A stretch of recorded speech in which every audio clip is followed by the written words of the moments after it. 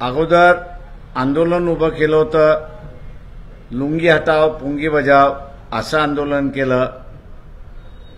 त्याच्यानंतर उत्तर भारतीयांच्या विरोधातलं आंदोलन केलं आणि मनसेने चक्क धारावी आणि या ठिकाणी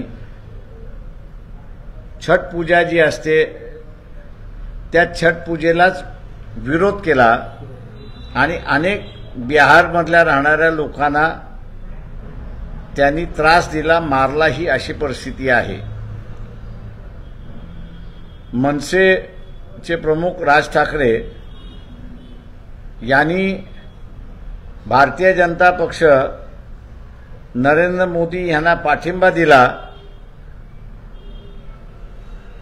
त्यामुळे बिहारमधील जनता आणि बिहारमधले कार्यकर्ते मुंबईत जे राहतात, उत्तर प्रदेशमधले कार्यकर्ते जे मुंबईमध्ये राहतात आणि साऊथ इंडियन जो आहे की ज्याला बीजेपी जवळची वाटत होती, त्यांना आता असुरक्षित वाटायला लागलंय आणि अनेक जण आता लोकसभेची उमेदवारी आम्हाला वंचितच्या वतीने करायचा आहे असा संकेत त्या ठिकाणी देतात आहेत।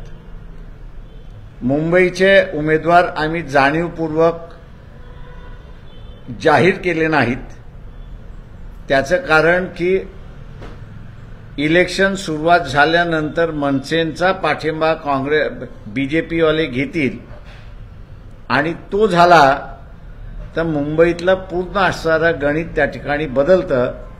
त्याच्यासाठी आम्ही थांबलो होतो। मुंबई आणि इतर मतदारसंघातील उमेदवार जे आहेत वंचितचे, ते उद्या संध्याकाळपर्यंत आम्ही असणारं जाहीर करू।